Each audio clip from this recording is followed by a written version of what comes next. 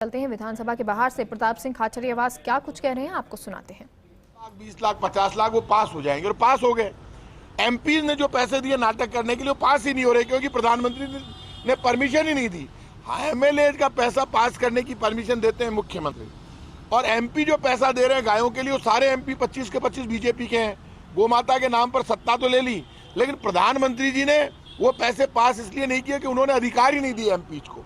तो ये जो पाप ये कर रहे हैं बीजेपी वाले, उसका जवाब देना पड़ेगा। दुनिया में डेस्टिनी कोई चीज है, ये जो हम सोच रहे हैं ना, ये झूठ फरेब धोखा अब चलेगा नहीं। भगवान राम का नाम लेने से भला नहीं होता, भगवान राम के सिद्धांत पर चलना पड़ता है। हम अपने आप को भगवान राम का वंशज मानते तो वैसा काम करने की कोशिश भी करते हैं। बीजेपी वाले राम जी का नाम तो लेते हैं, लेकिन देते किसी को कुछ नहीं है। हमेशा मुद्दों से ध्यान हटाने की कोशिश करते हैं कि कहीं ध्यान नहीं चला जाए। इस वक्त क्या हालत है, क्रूड ऑयल पूरी दुनिया में सस्ता हो गया, आराम से 30-35 रुपए कम कर सकती है बीजेपी। सस्ता हो रहा है तब पेट्रोल सस्ता नहीं कर रहे, 108 रुपए और कुछ पैसे बिक रहा है जयपुर में, 108 रुपए लीटर है पेट्रोल। आज यदि बीजेपी चाहे, मनमोहन सिंह जी जब थे 70 रुपए लीटर था पेट्रोल, तब क्रूड ऑयल के दाम प्रति डॉलर ज्यादा थे, $140 प्रति बैरल थे। आज $100 प्रति बैरल से नीचे आ गए। जब $100 प्रति बैरल से नीचे अंतर्राष्ट्रीय मार्केट में क्रूड ऑयल है, तो मोदी जी पैसे कम करो, मर रहा देश।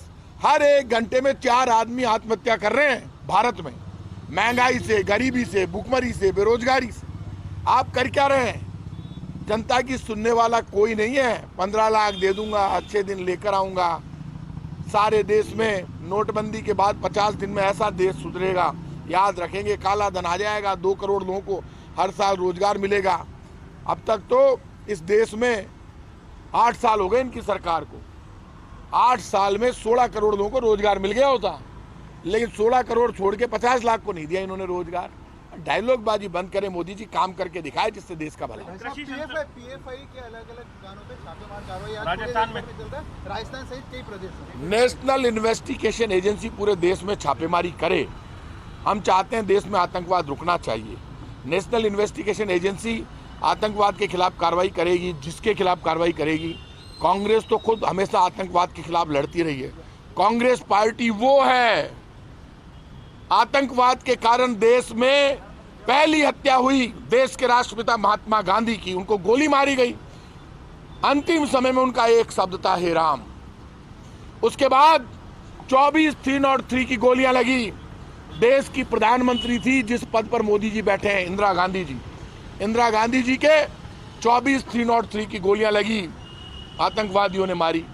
उसके बाद आतंकवादियों ने देश के प्रधानमंत्री रहे राजीव गांधी जी को बम से उड़ा दिया। उसके बाद कांग्रेस के मुख्यमंत्री रहे सरदार बेअंत सिंह को बम से उड़ा दिया। आतंकवाद से कांग्रेस लड़ती है, कांग्रेस के नेताओं की हत्या आतंकवादी करते हैं। आतंकवाद के खिलाफ देश में अभियान कांग्रेस चलाती है, लड़ती है, मरती है। आगे बढ़ते हैं।